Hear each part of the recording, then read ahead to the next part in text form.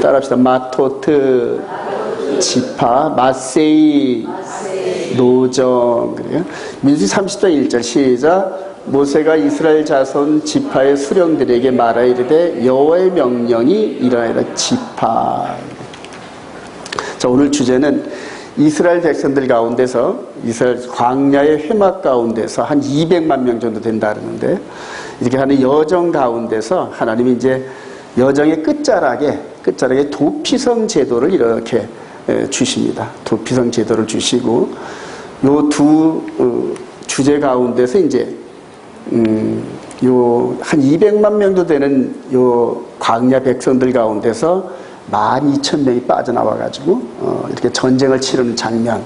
그 다음에 오늘날 이제 우리들에게 가장 중요한 이슈가 되는 14만 4천에 대한 이 부분을 한번 연결해 보려고 해요.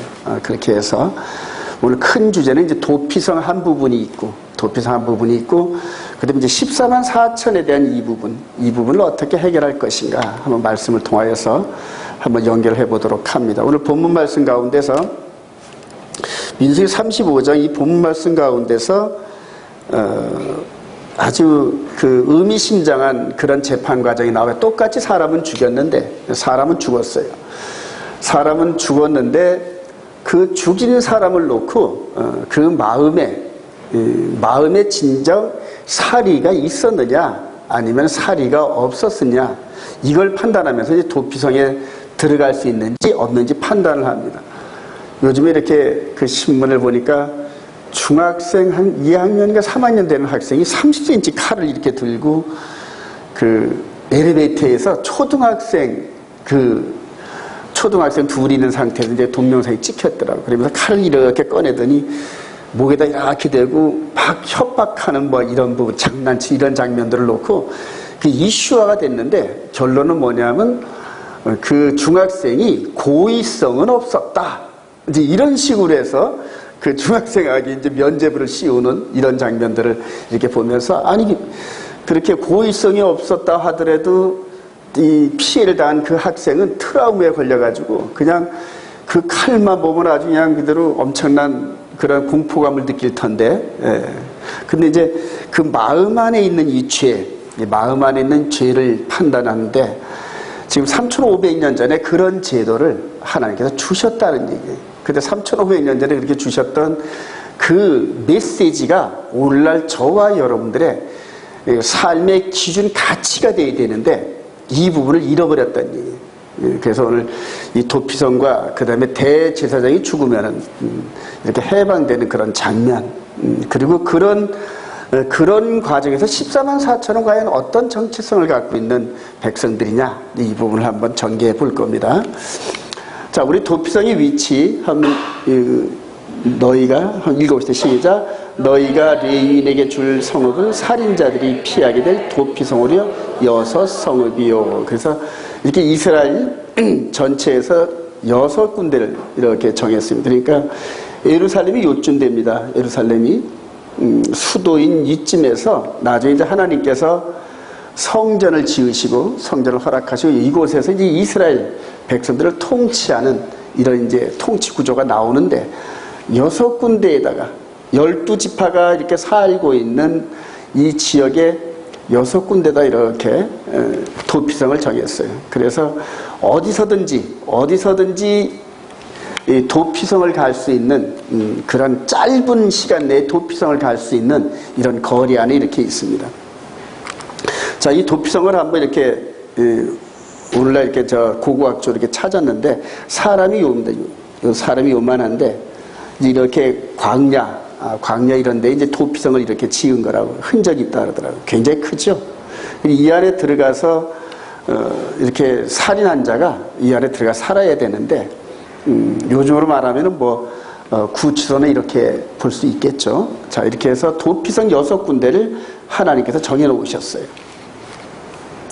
자, 우리 본문을 읽었으니까 너희 중에 너희를 시작. 너희를 위하여 성읍을 도피성으로 정하여 부지 중에 살인한 자가 그리로 피하게 하라. 그러니까 부지 중에. 그래서 아까 이렇게 봤던 이 도피성 6성읍에서 자신이 살인은 없었지만 어쩌다 업무상 과실치사를 할 수밖에 없는 이런 자들이 쫓아가가지고 피할 수 있는 이곳에다가 이렇게 피하게 했는데, 자, 한번 그림으로 볼까요? 지금 이 사람이 그냥 허겁지겁 도피성을 향하여 지금 달려가는, 누가 뒤따라오고 있다는 얘기지.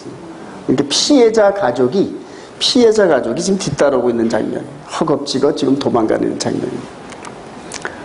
자, 그리고 허겁지겁 도망와서 도피성 앞에 와가지고 긴박하게 도피성의 장로한테 구원을 요청하는데 뒤에 칼을 든 보수자가 따라붙은 얘기. 아주 그냥 굉장히 긴박하죠, 지금. 근데 이게 지금 저와 여러분들의 지금 영적인 상황 속에서 비춰지는 그림이라는 걸 유념하시기 바랍니다. 자, 이렇게 상태가 됐어요. 자, 만일 시작. 만일 천년자로 사람을 쳐 죽이면 그는 살인자니 그 살인자는 반드시 죽일 것이요. 그래요. 자, 그렇게 해서 악의가 없이, 한번 여기 읽어봅시다. 시작. 악의가 없이 우연히 사람을 밀치거나 기회를 엿봄이 없이 무엇을 던지거나 보지 못하고 사람을 죽일 만한 돌을 던져 죽였을 때 이는 회중이 친자와 피를 보복하는 악의도 없고 헤아린 자도 아닌즉 그는 거룩한 기름 부음을 받은 대제사장이 죽기까지 거주할 것이라. 그래요. 이렇게 또 아까 그림을 다시 재현해 봤습니다. 자, 그러면서 이렇게 온 사람을 아무나 다 받는 게 아닌데, 아무나 다 받는 게 아닙니다. 도피성 정문에서, 도피성 성문에서 장로들이 이렇게 피신을 요청하는 사람을 위해서 재판을 벌입니다. 재판을 벌이는데, 이 그림을 통하여서 나중에 저와 여러분들이 영혼의 심판을 받을 때 이 장면과 매칭이 됩니다. 저와 여러분들이 이 육신의 몸을 벗고 영혼의 몸이 심판을 받을 때 이 모습하고 비슷합니다. 자, 이 부분을 작년까지만 하더라도 생명의 성령의 이 부분과 연결이 좀 못했었는데 올해 한번 연결을 한번 해볼게요. 우리 고린도전서 15장 44절 시작. 육의 몸으로 신고 신령한 몸으로 다시 살아나는 육의 몸이 있은즉 또 영의 몸도 있느니라. 그래, 내추럴 바디, 스피리추얼 바디. 그렇게 해서 요 육으로 요 표현을 했고, 요 육 안에 있는 영의 몸, 이걸 마음이라 그랬는데, 자, 이거를 육신의 몸은 땅에서 왔으니 나중에 땅으로 돌아가고, 그 다음에 영의 몸은 하나님께로부터 왔으니까 하나님께로 가서 심판을 받는. 사람이 살다 죽는 것은 정한 것이요, 그 다음에는 심판이 있으니, 지금 저와 여러분들이 이런 그 정체성에서 살아가고 있다는 얘기입니다. 자, 그런데 민수기 35장 16절에 만일 천년장으로 사람을 쳐 죽이면 그는 살인자니 그 살인자를 반드시 죽일 것이요. 그래요. 아기를 시작. 아기를 가지고 손으로 쳐 죽이면 그 친자는 반드시 죽일 것이니 이는 살인하였음이라. 피를 보복하는 자는 살인자를 만나면 죽일 것이니라. 그래요. 그래서 지금 이런 상황이 어떻게 되냐면 먼저 마음 안에서 살 의를 갖고 있었다는 거예요. 사람을 죽일 만한 의도를 먼저 갖고 그 다음에 이제 육신의 몸으로 죽임의 행위, 살인 행위가 드러났다는 얘기거든요. 그러니까 3500년 전에 지금 하나님께서 만드신 이 도피성에서 영과 육의 이런 몸에 대한 이런 재판을 지금 동시에 하고 있다는 것. 아주 놀랍죠, 여러분요. 자, 그래서 이렇게 고의로 사람을 죽인 이 육신의 몸과 영의 몸이 동시에 죄를 짓는 이 사람은 도피성에 들이지 말고 죽이라니. 그런데 이제 여기에서 영의 몸이 살이가 없었는지 있었는지를 누가 판단한다? 도피성의 장로들이 판단한다. 도피성의 판단. 어차피 사람을 죽인 건 똑같은데 그 사람이 과연 살이가 있었는지 없었는지 이 판단을 도피성에 있는 장로들과 레위인들이 한다는 얘기죠. 이걸 유념하시기 바랍니다. 다음에 이제 부지 중에 살인한 자는 이제 집행을 유예시키는데 35장 22절 시작. 악의가 없이 우연히 사람을 밀치거나 기회를 엿봄이 없이 무엇을 던지거나 보지 못하고 사람을 죽일 만한 돌을 던져서 죽였을 때는 이는 악의도 없고 헤아려한 줄도 아닌즉 그는 거룩한 기름 부음을 받은 대제사장이 죽기까지 거기 거주할 것이니라. 육신의 몸은 살인을 했다는 얘기입니다. 근데 판단해 보니까 영의 몸은 죽일 그런 의도가 전혀 없었다. 그러니까 육의 몸은 죄가 있는데 영의 몸은 죄가 없다. 이렇게 판단합니다.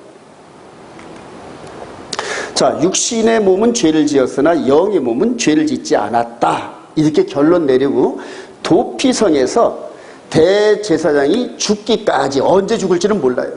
근데 그 죽는 기간까지 도피성 안에 갇혀가지고 갇힌 삶을 살면서 깊은 자성의 시간과 회개 기간을 갖는 그런 기간이 됩니다. 그래서 영의 몸은 죄가 없는데 육신의 몸은 죄가 있다. 이렇게 판단을 내려가지고 도피성 안에 삶을 허락한다는 이런 장면. 자, 그런데 이제 대제사장이 죽기까지 거기 거주하면서 구약시대 전체가 이 도피성 제도 안에서 이렇게 이스라엘을 통치하는 이런 장면들입니다. 근데 키포인트는 뭐냐면 대제사장이 죽기까지. 대제사장이 죽기까지. 그래서 도피성 안에 있는 죄인들은 소원이 뭐냐면 빨리 대제사장이 죽었으면 좋겠다는 거예요. 그러니까 기도 제목이 대제사장이 빨리 죽으라고 하는 그게 기도 제목인 것 같아요. 그러니까 이 도피성 안에 있는 사람만이 아니라 이 안에 갇혀있는 그 사람의 가족까지도 요번 대제사장은 왜 이렇게 오래 살아? 이런 식으로 해가지고 그렇게 죽는 이게 소망이었을 거예요. 자, 근데 이게 주님이 오시기 1500년 동안 이런 뭔 영문인지는 모르는데 하여튼 대제사장이 죽으면 특사가 벌어져요. 특사가. 이번에도 보니까 새로운 대통령이 이렇게 출범하면서 이전에 있었던 뭐 이석기 씨라든가 한상규 씨도 이런 뭐 양심수 이런 사람들 요번 8월 15일 날 이게 그 특사로 나올 줄 알았는데 그게 캔슬되니까 요새 막 데모를 막 하고 그러더라고요. 그래요. 근데 그 사람들을 영혼의 빛을 비추어서 한번 보면은 어떨까 한번 그런 생각도 한번 가져봅니다. 요 두 부분을 유념을 하시기 바랍니다. 자, 그런데 이제는 대제사장인 그분이 오셨어요. 대제사장 그분이 오셨단 말입니다. 히브리서 2장 10절 시작. 그러므로 그가 범사의 형제들과 같이 되심이 마땅하도다. 이는 하나님의 일에 자비하고 신실한 대제사장이 되어 백성의 죄를 속량하려 하시니 그러므로 함께 하늘의 부르심을 받은 거룩한 형제들아 우리가 믿는 도리의 사도이시며 대제사장인 예수를 깊이 생각하라. 그러므로 우리에게 큰 대제사장이 계시니 승천자인 곧 하나님의 아들 예수시라. 우리가 믿는 도리를 굳게 잡을지어다. 우리에게 있는 대제사장은 우리의 연약함을 동정하지 못하실 이가 아니요 모든 일에 우리와 똑같이 시험 받으시니로되 죄는 없으시니라.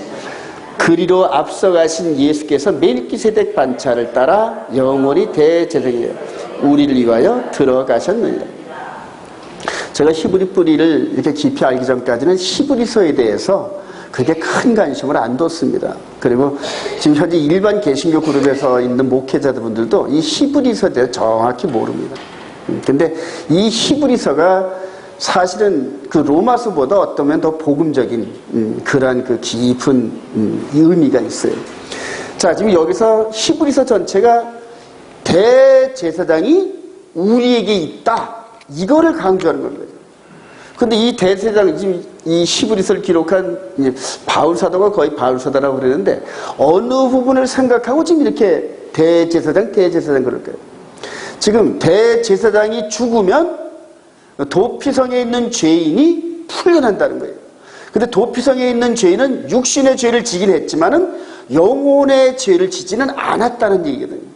자, 그래서 대제사장 이분이 온 게 그렇게 반가워요. 이분이 온 게. 자, 이분이 오셔서 이렇게 십자가를 짊어지시고 이렇게 죽어주셨어요. 이때 당시에는 왜 이렇게 죽었는지 아무도 모릅니다, 사람들. 나중에 이제 성령의 기름 부음을 받으면서 이분이 어떤 분이다 하면은 이사야 53장 10절 시작. 여호와께서 그에게 상함을 받게 하시기를 원하사 질고를 당하게 하십니다. 그의 영혼을 속건제물로 드리기에 이르면 그가 씨를 보게 됩니다. 그의 날은 길 것이요 또 그의 손으로 여호와께서 기뻐하시는 뜻을 성취하리라. 이분의 죽으심이 영혼의 속건제물입니다. 영혼의 속건제물. 자, 이 영혼의 속건제물에 대한 이 부분을 유념을 하시기 바랍니다. 그래서 저와 여러분들이 지금 영적인 몸으로 죄를 득하고 있는 몸인데 이제 영혼의 속건제물 대신 대제사장이 오셔서 죽어주시면은 이 영이, 이 도피성에 갇혀있는 이 영이 어디를 갈 수 있다? 집으로 돌아갈 수 있다. 할렐루야. 그래요. 에덴 동산이 우리의 집이었는데 하나님께 범죄함으로 말미암아 영혼의 죄를 범하고 이렇게 추방을 당했죠. 자, 그래서 영혼의 속건제물 대신 이분이 대제사장이시다. 그래요. 자, 그리고 이제 이분은 지금 부활하셔서 하나님 보좌 우편에서 쉬지 않고 저와 여러분들을 위해서 중보기도 하고 계셔요. 왜 어떤 기도를 하고 계실까요? 자, 히브리서 7장 24절 시작. 예수는 영원히 계심으로 그 제사장 직분도 갈리지 아니하시리라. 그러므로 자기를 힘입어 하나님께 나아가는 자들을 온전히 구원하실 수 있으니 이는 그가 항상 살아계셔서 그들을 위하여 간구하심이라. 이러한 대제사장은 우리에게 합당하니 거룩하고 악이 없고 더러움이 없고 죄인에게서 떠나 계시고 하늘보다 높이 되신이시라. 지금 구약의 도피성 제도를 통하여서 그분이 죽으시면은 뭔가 죄인이 방면된다는 이러한 하나님 나라의 그 비밀을 이렇게 심어 놓으신 다음에 대제사장 대신 이분이 죽어주셨어요. 그래서 저와 여러분들이 예수를 믿는다는 자체가 이분을 믿는다는 건데 좀 더 깊이 들어가면은 대제사장 대신에 이분을 나의 구주로 영접한다는 의미예요. 그러면서 이제 영이 이분과 함께 해방이 된다. 이런 메시지가 있어요. 이런 메시지. 조금 더 나가 봅시다. 자, 영의 몸이 죄를 깨닫고 회개하기를 참고 기다리시는 하나님. 그래요. 자, 고린도전서 5장 1절 시작. 너희 중에 심지어 음행이 있다 함을 들으니 그런 음행은 이방인 중에서도 없는 것이라. 누가 그 아버지의 아내를 취하였다 하는도다. 그리하고도 너희가 오히려 교만하여서 어찌하여 통한이 여기지 아니하고 그 일 행한 자를 너희 중에서 쫓아내지 아니하였느냐. 내가 실로 몸으로는 떠나 있으나 영으로는 함께 있어서 거기 있는 것 같이 이런 일 행한 자를 이미 판단하였노라. 주 예수의 이름으로 너희가 내 영과 함께 모여서 우리 주 예수의 능력으로 이런 자를 사탄에게 내주었으니 이는 육신은 멸하고 영은 주 예수의 날에 구원을 받게 하려 함이라. 여기에서 물론 친어머니는 아니겠죠, 그죠? 아마 서모, 그러니까 루벤처럼 아버지 야곱의 서모를 이렇게 강간한 이런 부분들이 있는데 교회에서 고린도 교회에서 똑같은 사건이 벌어졌는데 교회 안에서 처벌을 못하는 거예요. 처벌을 못하는 거예요. 바울 사도가 진노해서 그런 자를 내쫓으라. 근데 왜 내쫓냐? 이런 자를 사탄에게 내줘. 사탄에게. 근데 육신을 내어주고 그러니까 여기서 아마 이렇게 추측하건대 육신적인 괴로움이 어마어마했을 겁니다. 아마 하나님께서 징계하셔서 사도가 이 정도의 저주를 할 정도로 이런 죄인데 사탄에게 내주었으니 이는 육신은 멸하고 영은 주 예수의 날에 구원을 받게 하는. 영은 도피성 안에 있는 죄인들이 죄를 회개하고 고민하고 했던 것처럼 영적인 치료함을 받고 나서 주 예수의 날에 구원을 받게 하려 함이라. 주 예수의 날에. 여기 좀 의미가 와 닿습니까, 여러분? 그러니까 우리가 지금 저와 여러분들이 현재 육신의 삶을 살고 있으면서 영으로 죄를 깨달으라는 얘기예요. 죄를 깨달으면서 계속 회개하는 그런 삶을 살면서 주의 날에 구원을 받게 한다는 얘기예요. 자, 고린도후서 7장 8절 시작. 그러므로 내가 편지로 너희를 근심하게 한 것을 후회하였으나 지금은 후회하지 아니하며 그 편지가 너희로 잠시만 근심하게 할 줄을 아미라. 내가 지금 기뻐함은 너희로 근심하게 한 까닭이 아니오 도리어 너희가 근심함으로 회개하며 이런 까닭이라. 너희가 하나님의 뜻대로 근심하게 된 것은 우리에게서 아무 해도 받지 않게 하려 함이라. 하나님의 뜻대로 하는 근심은 후회할 것이 없는 구원에 이르게 하는 회개를 이루는 것이요 세상 근심은 사망을 이루는 것이라. 저와 여러분들의 이 내면에 있는 이 마음의 세계, 영의 세계에서 늘 하나님의 법을 기준으로 해서 회개의 삶을 살아가려는 거예요. 회개의 삶. 즉 저와 여러분들은 지금 이 육신의 몸이 한시적으로 도피성 안에 있는 죄인하고 똑같습니다. 지금 똑같고 우리 주님께서 이제 대제사장 되신 그분께서 저와 여러분들을 열매를 성령의 열매를 맺는 저와 여러분들을 이제 수확하러 올 그때까지 한시적으로 계속 회개의 삶을 살아가는. 자, 디모데전서 2장 1절 시작. 그러므로 내가 첫째로 권하노니 모든 사람을 위하여 간구와 기도와 도구와 감사를 하되 임금들과 높은 지위에 있는 모든 사람을 위하여 하라. 이는 우리가 모든 경건과 단정함으로 고요함과 평안한 생활을 하려 합니다. 이것이 우리 구주 하나님 앞에 서원하고 받으실 만한 것이니 하나님은 모든 사람이 구원을 받으며 진리를 아는 데를 이르기를 원하십니다. 그래요. 이런 부분에서 지금 칼빈주의의 예정론이라든가 이런 부분들이 전부 다 깨집니다, 여러분. 하나님께서는 지금 아들이신 그분을 대제사장의 자격으로 십자가에서 죽게 하시고, 그리고 도피성의 비밀과 이런 메시지를 통하여서 우리 영의 몸이 돌아갈 그 나라, 쫓겨난 그 집을 향하여 달려가는 이런 과정들을 비밀을 알려주십니다. 그래서 누구든지 이 영적 비밀을 깨닫고 예수 그리스도를 나의 구주로 영접하면서 하나님의 뜻대로 살아가는 자들은 전부 구원에 이르는데 거의 이 말씀을 따라가지는 않습니다, 여러분. 그래서 너무 애통한 건데 한번 다음부터 볼까요? 고린도후서 6장 1절 시작. 우리가 하나님과 함께 일하는 자로서 너희를 권하노니 하나님의 은혜를 헛되이 받지 말라. 이르시되 내가 은혜 베풀 때에 너희에게 듣고 구원의 너를 도왔다 하시더니 보라 지금은 은혜 받을 만한 때요 보라 지금은 구원의 날이요. 지금 이방인의 충만한 시대를 통하여서 하나님께서 이렇게 모든 사람들이 구원을 얻는, 즉 여기서 모든 사람이라는 것은 이스라엘이나 이방이나 차별이 없다, 이제 그런 의미를 담고 있습니다. 모든 사람들이 메시아 되신 그분을 영접하고 구원에 이르기를 원하는 게 하나님의 뜻이라니.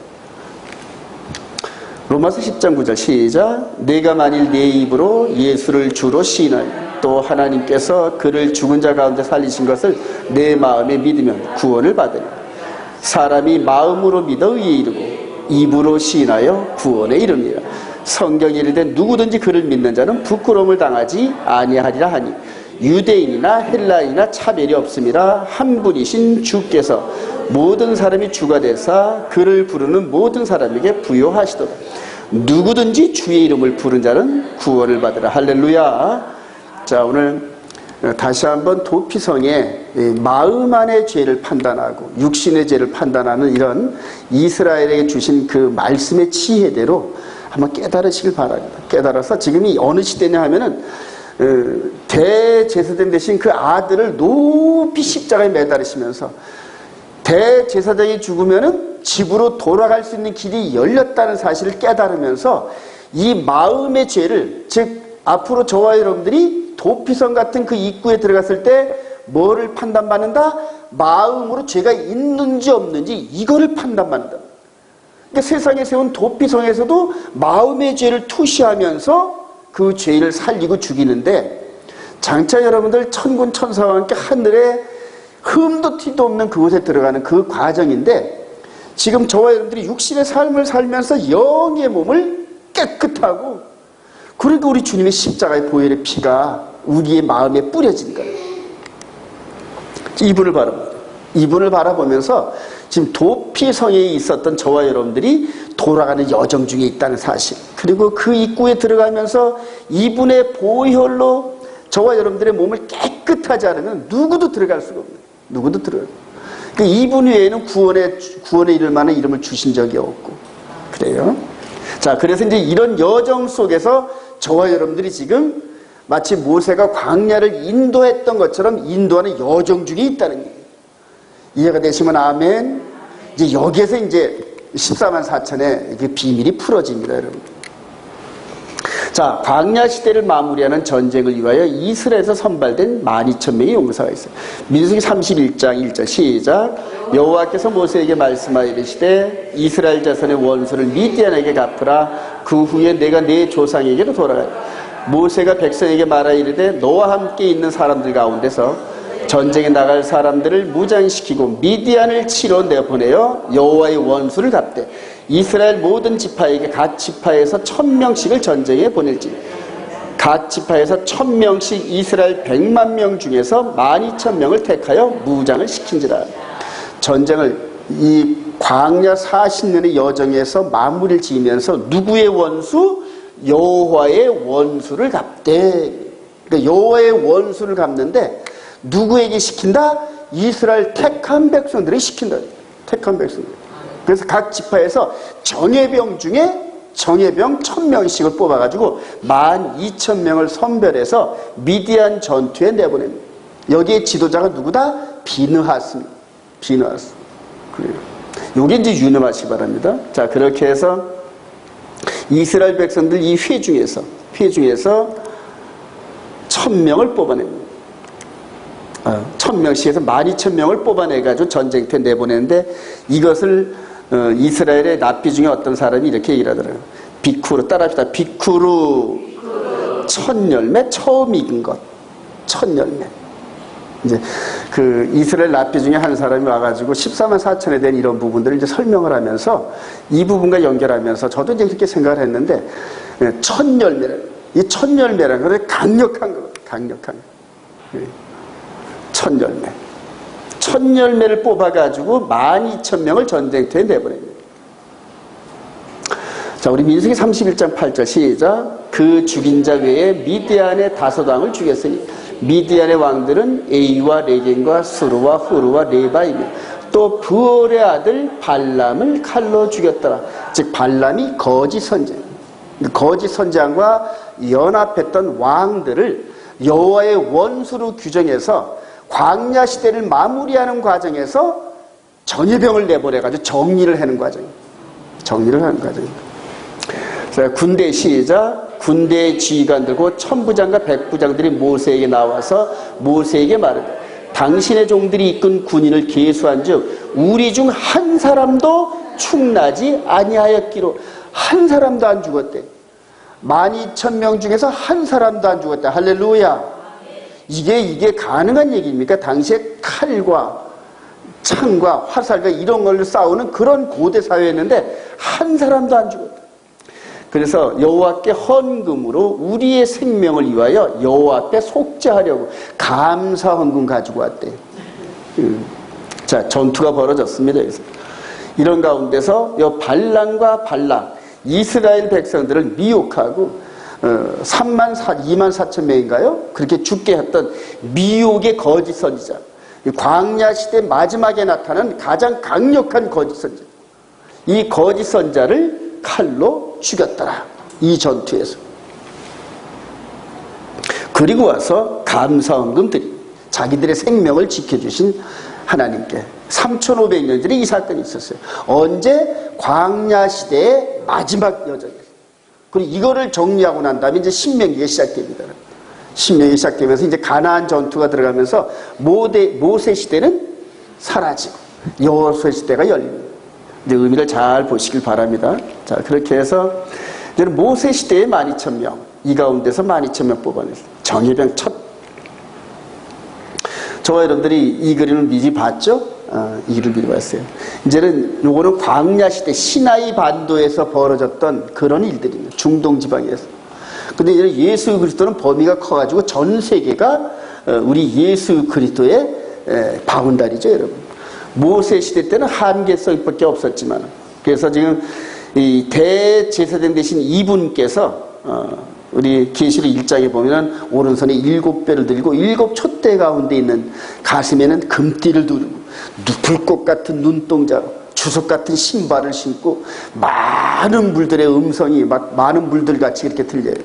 자, 이분이 하늘 보좌 우편에서, 하나님 보좌 우편에서 지금 대제사장으로서 여기서는 아론 제사장 계열, 즉 비느하스 계열이 대제사장에서 인도했는데 여기는 이제 영적인 얘기란 말이에요. 영적인 멜기세덱 반차의 대제사장인 예수와께서 에서보드 사빌라 시대를 지금 이끌어 가십니다. 그리고 라오디게 시대를 거치는 지금 예루살렘으로 돌아가는 이 여정 중에 있는 여기에서 몇 명을 뽑아낸다? 14만 4천을 뽑아낸다. 14만 4천을. 똑같이. 자, 그리고 이들이 1000열매 비쿠르라. 이들이.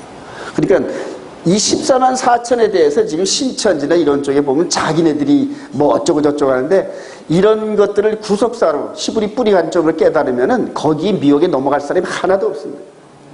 그래서 이 2000년 기독교 2000년 시대의 여정 가운데서 하나님께서 마지막 시대에 마지막 그 마무리 이방인 시대를 마무리 짓는 요 시점에서 14만 4천을 선출해가지고 선발을 해서 여호와의 원수들, 즉 이방인 시대 때에 여호와의 원수 노릇을 했던 거짓 선지자와 이 왕들을 어떻게 한다? 처리해. 그리고 나서 이제 가나안 땅을 다시 회복하는 그런 여호수아의 전쟁을 이제 계시록에서 나타내는 겁니다. 그래서 이렇게 계시록의 사건은 이런 식으로 여러분들 늘 푸세요. 그래서 이런 관점에서 한 발자국 한 발자국 나가면서 적용하지 않으면은 어느 사이에 벌써 삐끗 넘어지면 삼천포 계시록 해석으로 빠집니다. 자, 에베소서 6장 10절 시작. 끝으로 너희가 주 안에서와 그 힘의 능력으로 강건하여지고 마귀의 관계를 능히 대적하기 위하여 하나님의 전신갑주를 입으라. 우리의 씨 이름은 혈과 육을 상대하는 것이 아니요 통치자들과 권세들과 이 어둠의 세상 주관자들과 하늘에 있는 악의 영들을 상대함이라. 바울 사도가 이런 것들이 어디서 생각났을까요? 여기에서 육신의 예법 가운데서 광야 시대를 이루던 모세 시대를 전부 다 모델하우스로 삼고 이것을 영의 예법 시대, 즉 생명의 성령의 법을 이끌어 가시는 예수와 시대와 이렇게 비추는 겁니다. 그래서 이런 신약 서신서의 원천이 모형이 어디에 있는지 구약에서 자꾸 찾아보시기 바랍니다. 혈과 육의 싸움이었단 말입니다. 이 싸움. 혈과 육의 싸움이었는데 이제는 우리는 하늘에 있는 악의 영들을 상대하고 하늘에 있는 영들이 조정하는 이 땅의 권세자들과 악한 자들을 기도로 싸움하는. 그래서 치고받고 싸우는 것이 아니라 기도의 싸움이란 말이에요. 기도의 싸움. 그래서 물론 몇만 명, 몇천 명, 몇십만 명 모여서 하는 이런 것도 있지만은 그러나 기도하는 사람들, 하나님의 말씀을 붙잡고 기도하는 몇몇 사람이 역사를 바꿔요. 역사를 바꿔요. 그래요. 저와 여러분들이 마지막 시대에 이런 일꾼들이 되기를 소망합니다. 그래서 이 14만 4천에 대한 정체성이 뭐 이스라엘 그 12지파에 이제 그 거기에 해당되는 건데 이제 이런 부분들은 나중에 이제 다툼의 요지가 있어요. 그래서 혈통적 이스라엘 백성들은 자기들 12지파의 14만 4천이다. 이런 식으로 이제 우기고 싶은 마음이 듭니다. 그런데 바울 사도의 말에 의하면은 이제는 이면적 유대인이 유대인이요. 혈통적 유대인이 유대인이 아니다는 얘기예요. 그래서 여기에는 육신의 예법을 따라가는 이스라엘 백성들이었지만은 여기는 이제 말기세덱 대제사장이신 예수아를 따라가는 영적 백성이라는 얘기예요. 차원이 달라요. 이렇게. 차원이. 자, 짐승의 피와 싸워서 승리하는 예수 그리스도의 첫 열매 14만 4천. 요 부분 이제 자주 이제 저와 여러분들 읽는데 한번 읽어봅시다. 시작.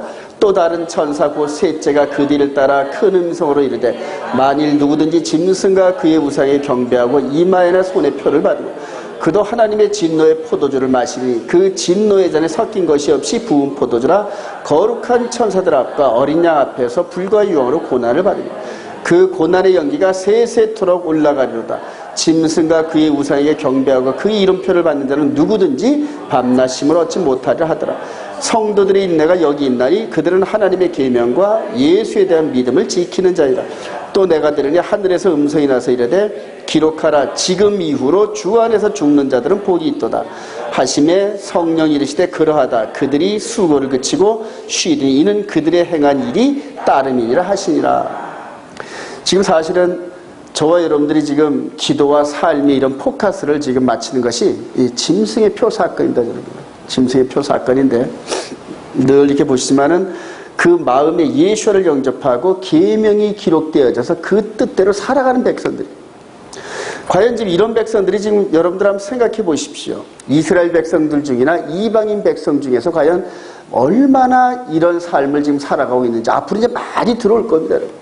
많이 들어오는데 얼마나 이 예수를 영접하고 이 법이 이 마음 안에 인스톨 돼가지고 그 법을 따라 준행하면서 살아가려고 하는 백성들이 과연 몇 명이나 되겠습니까? 지금 우리 국내에서 이런 패턴으로 살아가는 그러한 교회와 그런 가르침을 주는 목사들이 있나 하고 찾아봤는데 거의 없다니. 거의 없어요. 이런 가르침을 하는 분들은 동영상에서 바로바로 노출이 됩니다, 여러분. 이런 관점으로 설교를 하고 교회를 운영하는 그런 목사들의 그 설교는 금방 눈에 띕니다. 그래. 근데 지금 성경에서 이렇게 요구하고 있다니. 자, 이들 가운데서 14만 4천이 나온다. 맨 마지막에. 한번 우리 계시록 14장 한번 다시 한번 볼까요? 계시록 12장인가요? 이제 이때쯤에서 이제 복음이 세 천사 기별이라 해가지고 계시록 14장 우리 6절 우리 3절부터 한번 볼까요? 3절부터 그들이 시작 그들이 보좌 앞과 네 생물과 장로들 앞에서 새 노래를 부르니 땅에서 속량함을 받은 14만 4천 밖에는 능히 이 노래를 배울 자가 없더라. 이 사람들은 여자와 더불어 더럽히지 아니하고 순결한 자라. 어린 양이 어디로 인도하든지 따라가는 자며 사랑 가운데서 속량함을 받아 처음 익은 열매로 하나님과 어린 양에게 속한 자들이 그 입에 거짓말이 없고 흠이 없는 자들이더라. 또 보니 다른 천사가 공중에 날아가는데 땅에 거주하는 자들 곧 모든 민족과 종족과 방언과 백성에게 전할 영원한 복음을 가졌더라. 아멘. 영원한 복음, 영적인 복음을 얘기하는 거예요. 영원한 복음이 드러나는데 14만 4천과 함께 드러나더란 말입니다. 그리고 14만 4천이 드러나면서 그 다음에 짐승의 표에 대한 그런 경고와 함께 그들을 이기는 자들의 정체성, 이게 이제 드러나는 게 계시록 14장 스토리입니다, 여러분. 그러니까 계시록의 14장 이 부분에서 짐승의 표는 뭐와 관계가 있다? 완전히 영원한 복음과 관계가 있어요, 여러분. 근데 그 영원한 복음이 바로 이거란 얘기입니다. 성도들의 대인내가 여기 있나니 그들은 하나님의 계명과 예수의 믿음을 지키는 자. 이게 영원한 복음의 핵심이라는 얘기예요. 영원한 복음. 그리고 이걸 포함하고 이런 삶을 사는 자들이 짐승의 표 사건을 이겨낸다는 얘기예요. 그리고 이것이 이렇게 사는 이 사람들을 지금 뭐라 그런다? 지금 여기 첫 열매라 그랬죠? 4절에 보니까 이 사람들은 여자와 더불어, 여기는 여자는 간음한 여자, 간음한 교회를 얘기하는 겁니다, 여러분. 즉 하나님의 법을 따르지 않고 다른 법을 따라가는 그런 교회들을 총망라한 게 그게 이제 여기서 여자와 더불어 그래요. 그래서 음녀 이렇게 얘기를 합니다. 음녀. 그래서 이들을 향하여서 처음 익은 열매로 하나님과 어린 양에게 속한 자들이니. 5절 다시 한번 시작. 그 입에 거짓말이 없고 흠이 없는 자들이더라. 하나님의 십계명의 말씀을 마음판에 비추어 가지고 아까 우리가 도피성 들어가 봤죠? 도피성에서 그 입구에서 마음에 죄가 있는지 없는지 지금 장로들을 통하여서 계속 질문을 하고 판단한다는 얘기예요. 근데 이제 이 마음 안에 흠이 없고 죄가 없는 이런 백성들이 마지막 때 계시록 사건에서 지금 다 등장하잖아요. 지금 이렇게 마음 안에 예수를 영접하고 그 죽었던 허물과 죄로 죽었던 영의 몸이 거듭나서 예수 그리스도와 함께 새 언약을 맺고 그 언약대로 살아가는 거예요. 살아가는 거예요. 예수를 믿으면 첫째 거짓말을 안 해야 된다. 믿으시면 아멘. 목에 칼이 들어와도 거짓말하면 안 돼요. 목에 칼이 들어와도. 지금 우리나라는 아직까지 그런 상황까지는 아니지만 저런 중동 이런 데서는 예수 믿는다는 그 고백 때문에 그냥 죽임을 당합니다. 그런 일들이 지금 벌어지고 있어요. 지금. 그래요. 근데 내 안에 심겨진 예수 그리스도에 대한 이 사랑, 이 법을 부인할 방법이 없는 거예요. 거짓말을 할 수가 없는 거예요. 그러니까 참을 얘기하다가 그대로 순교당해서 막 십자가에 매달려 죽고 아주 처참한 그런 모습으로 이 기독교인들이 죽임을 당하는 그런 그 아픔이 지금 있더라고요. 이들 가운데서 14만 4천인데 이게 첫 열매라는 거예요. 저와 여러분들이 이 첫 열매 같은 아름다운 신부들이 되기를 소망합니다. 그들만이 이 영원한 복음 안에 있다는 얘기죠. 영원한 복음 안에. 자, 우리 여호와의 장막에 들어갈 거룩한 백성들을 지금 다윗이 시편 15편에서 얘기를 했는데 노래 한번 볼까요? 여호와 시작. 여호와의 주의 장막에 머무를 자 누구며 주의 성산에 사는 자 누구이니까.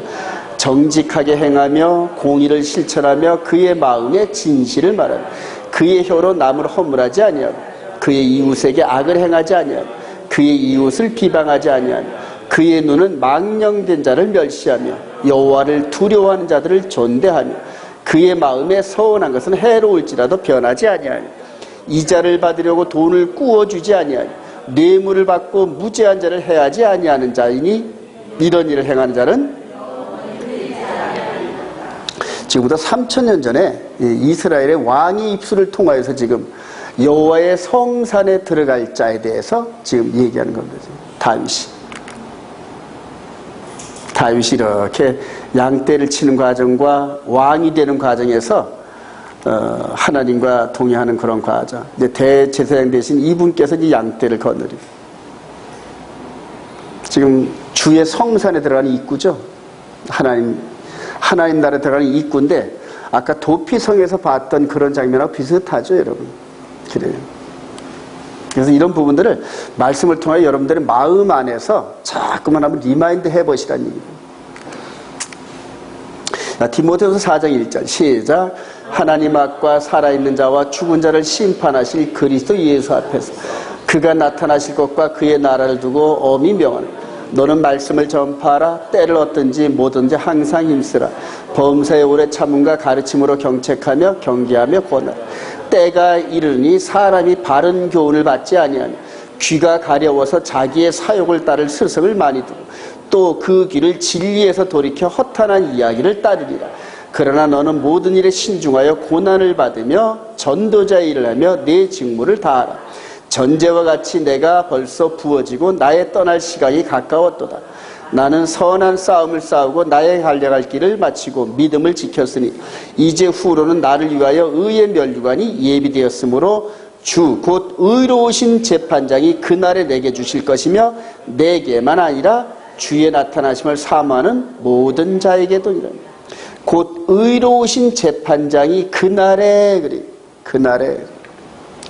저는 이 부분을 묵상하면서 도피성 입구에서 뒤에 지금 칼을 들고 따라오는 자가 만약 도피성 장로들이 안 들여보낸다 그러면 바로 죽이려고 칼을 들고 있는 그 장면을 생각하면서 저와 여러분들 뒤에는 지금 마귀가 참수하면서 따라오고 그러면서 여호와의 궁전에 들어가지 못하면은 마귀가 자기 권한 안에서 죽이려고 대기하고 있는, 그래요. 도망가고 있는. 그러니까 마귀를 피해서 지금 도망가고 있는 그런 그림들, 죄에 잡히지 않으려고. 그날에 바울사도가 보면 도피성, 이게 육신의 판단, 육신 가운데 있는 저와 여러분들의 마음을 판단하는 장면, 도피성에서 지금. 장차 우리 하나님 백보자 심판이 이루어지는 그런 장면들이 반드시 저와 여러분들 있습니다. 사람이 한번 살다 죽는 것은 정한 것이요 그 다음에는 심판이 있으리니. 이 심판 장면 한번 좀 볼까요? 11에서 13장 한번 봅시다. 여러분들 이 구원에 이르는 과정이 너무너무 두렵고 떨립니다, 여러분. 그래서 이 영적 비밀을 깨닫고 나면은 말도 함부로 못하고 마음의 죄가 되기 때문에. 자, 히브리서 12장 14절 모든 사람과 시작. 모든 사람과 더불어 화평하고 거룩함을 입으라. 이것이 없이는 아무도 주를 따르지 못하리라. 그러면 22절 시작. 그러나 너희가 이룬 곳은 시온산과 살아계신 하나님의 도성인 하늘의 예루살렘과 천만 천사와 하늘에 기록된 장자들의 모임과 교회와 만민의 심판자이신 하나님과 및 온전하게 된 의인의 영들과 새 언약의 중보자이신 예수아와 아벨의 피보다 더 나은 것을 말하는 뿐이라. 너희는 삼가 말씀하신 이를 거역하지 말라. 땅에서 경고하신 이를 거역한 그들이 피하지 못하였거늘 하물며 하늘로부터 경고하신 이를 배반하는 우리일까 보냐. 그래요. 그러면서 모세시대의 시내산 앞에서 이르렀던 그 장면과 그 다음에 이제 장차 저와 여러분들의 심판 자리에 있는 이 부분들을 미리 보고, 그리고 두렵고 떨림으로, 즉 죄를 짓는 것을 두려운 마음으로, 그래요. 그 죄를 짓되 육신의 죄뿐만이 아닌 마음의 죄까지도 짓지 말라는 그런 삶을 살아가라는 거예요, 지금 보편적으로 육신의 죄를 안 지었는데 마음의 죄를 지적할 만한 그런 법이 없잖아요, 여러분. 세상 법은 마음의 죄를 지적을 못합니다, 여러분. 근데 지금 이 교회 안에서는 마음의 죄를 지적하는 그런 하나님의 메시지를 선포하고 있는 메시지를. 이게 마음까지도 죄를 짓지 않는 그런 삶을 살으라 하는 메시지를 선포하는 교회에서 좀 육신의 죄를 짓는다? 이거는 말도 안 되는 거예요. 말도 안 되는 거예요. 그러니까 마음까지도 죄를 안 짓는, 또 혹 죄를 지으면은 대제사장인 그리스도의 보혈의 피로 씻어내는 이러한 그 회개의 삶을 가리키는 이 교회에서 육신의 죄를 질 수 없다는 얘기입니다, 여러분. 불가능하다는 얘기. 즉, 저와 여러분들이 지금 이런 장면을 지금 바라보면서 살아가는 게 지금 한 걸음 더 나가 볼까요? 이게 이제 심판 장면을 이제 그림으로 표현한 건데, 나 이런 부분들은 뭐 별거. 중요한 부분은 이거라는 얘기예요. 즉, 하나님의 십계명의 그 말씀이 이렇게 비치면서 육신을 비치는 게 아니라 마음의 세계를 비친다. 마음의 세계를. 이거를 지금 감당할 만한 사람이 없어요. 저와 여러분 감당 못합니다. 그러니까 그리스도의 보혈의 피로 계속 씻어내고 회개한다는 얘기입니다. 동의하시면 아멘. 우리가 죄가 없다 하면 거짓말하는 자라 그러잖아요. 죄가 있습니다, 여러분. 근데 달려간다는 얘기예요. 완전함을 향하여 달려가는데 그 밑에 완전하지 못해서 넘어질 때를 대비해서 그리스도의 보혈의 피가 항상 준비되어 있어요. 용서해 주실 준비가 되어 있다. 할렐루야. 근데 완전함을 향하여 달려가는 자들에게만 용서가 있다. 완전함을 향하여 달려간다. 빌립보서를 읽어보면 이제 그 장면이 나오는데 한번 읽어봅시다. 아직 시간이 조금 있으니까 우리 빌립보서 한번 봅시다. 빌립보서 3장. 이제 바울 사도가 이제 그래서 이렇게 얘기하는 거예요. 빌립보서 3장. 우리 10절부터 한번 읽어봅시다. 내가 시작. 내가 그리스도와 그 부활의 권능과 그 고난에 참여함을 알고자 하여 그의 죽으심을 본받아 어떻게 해서든지 죽은 자 가운데서 부활에 이르려 하노니 내가 이미 얻었다 함도 아니요 온전히 이루었다 함도 아니라 오직 내가 그리스도 예수께 잡힌 바 된 그것을 잡으려고 달려가노라. 형제들아, 나는 아직 내가 잡은 줄로 여기지 아니하고 오직 한 일, 즉 뒤에 있는 것은 잊어버리고 앞에 있는 것을 잡으려고 표대를 향하여 그리스도 예수 안에서 하나님이 위에서 부르신 부름의 상을 위하여 달려가노라. 요새 지금 바울 사도 심정이 지금 어떤 심정이냐면은 도피성으로 도망가는 그런 그 죄인의 심정, 그런 모습으로 지금 달려가고 있다는 얘기예요. 이걸 어떤 목사님들은 이미 구원을 얻어놓고 상을 향하여 달려간다 이런 식으로 해석을 하더라고요. 아니, 바울 사도도 자기 자신이 이 안에 있는 죄가 머무르면은 그냥 밤새도록 회개 기도하면서 날마다 죄와 싸워서 죄를 추방시킨단 말이에요. 우리 마음의 뚜아리를 틀고 앉아있는 죄를 놓고 우리 영의 몸이 죄와 함께 멱살을 짚고 싸운다니. 계속해서. 그리고 이 마음 안에 죄의 흔적을 남기지 않으려고 그렇게 애를 쓴 거예요. 그래서 달려가는 중이래요. 여러분, 저와 여러분들의 삶이 언제 끝날지 우리는 몰라요, 여러분. 오늘 저녁에 끝날지 내일 끝날지 모른단 말입니다. 10년 후에 끝날지 20년 후에 끝날지 모른단 말이에요. 그런데 오늘 하루 아직 내가 숨이 붙어 있을 동안에 하나님과 결산을 할 때 흠이 없는 그런 삶을 살려고 노력한다는 얘기입니다. 여러분들 맨날 하루 저녁을 정리하고 잘 때 늘 마음에 이런 모든 짐을 정리하시고 그리스도의 보혈로 깨끗이 씻어낸 다음에 잠에 들어가시기 바랍니다. 그런 삶을 살던 사람은 이제 육신이 후패해지고 정말로 요동치도 못하고 중병에 걸려서 이렇게 갈 때쯤 되면은 육신은 후패해지고 병든 모습인데 그 안에 있는 영의 몸은 주님 만날 기쁨으로 가득 차 있다. 할렐루야. 바로 바울 사도가 그랬다는 얘기예요. 이 부분에서. 그래서 이렇게 지금 저와 여러분들이 영의 몸이 이런 말씀의 빛의 삶으로 살아가라는 얘기죠. 맨 마지막에 바울 사도가 이 부분을 봤는데 한번 우리 야고보서 1장 12절 봅시다. 시작. 시험을 참는 자는 복이 있나니 이는 시련을 견뎌낸 자가 주께서 자기를 사랑하는 자들에게 약속하신 생명의 면류관을 얻을 수 있기 때문이라. 생명의 면류관. 영의 몸에 더 씌워지는 면류관을 얘기합니다. 근데 육신의 몸에 씌워지는 면류관, 스테파노스가 아니라 영의 몸에, 즉 영의 몸이 이렇게 육신의 몸을 덧입고 사는 동안에 달려갈 길을 달려가면서 완전한 승리, 즉 마귀가 따라와서 잡아내지 못하는 그리고 도피성 입구에서 너는 마음의 죄는 없었구나 하고 드러보내면서 밖에 있는 사람이 허탕쳤구나 이렇게 하듯이 마귀가 우리를 잡으려고 끝까지 따라오는 마지막 육신의 장막이 무너지는 그 순간까지 마귀가 우리를 따라왔는데 하나님 마지막 의로운 재판장시 판단하실 때 너는 이 마음 안에 죄가 하나도 없는 나의 첫 열매다. 할렐루야. 그렇게 하면서 이 생명의 면류관을 씌워주시는 그날을 향하여 지금 달려가고 있다는 거예요. 이 달려가는 여정 끝자락이 지금 이렇게 보편적으로 기독교 2000년의 마무리를 지면서 지금 14만 4천이 등장하고 12,000명이 그렇게 큰 공을 세웠듯이 14만 4천 명에 의해서 마귀의 권세가 완전히 깨진다. 할렐루야. 그걸 지금 우리 주님께서 찾고 계셔요. 그 일꾼들을. 그 일을 위해서 각 지파에서 12,000명씩 선발하는데 모르겠어요. 저와 여러분들이 대상이 될는지 안 될는지 모르지만은 영의 몸의 세계에서는 이스라엘과 이방인이 차별이 없다. 할렐루야. 그래요. 영으로 깨끗하게 선별되고 준비되어진 그 등경 위에 놓는 불처럼 햇불처럼 밝게 빛나는 그 심령을 하나님께서 어디든가 올려놓으신다니. 어딘가는 올려놓으시면서 이 14만 4천처럼 마지막 때 마귀를 부끄럽게 하고 마귀의 권세를 깨트려버리고 승리하는 일꾼들로 하나님께서 영광을 받으십니다. 할렐루야. 그 일에 동참하는 저와 여러분 되시길 바랍니다. 이제 결론에 이릅니다. 오늘 시작. 오늘 주어진 토라 포션을 통하여 도피성 제도와 대제사장의 죽음을 통하여 귀향하는 죄인들의 기쁨을 보았습니다.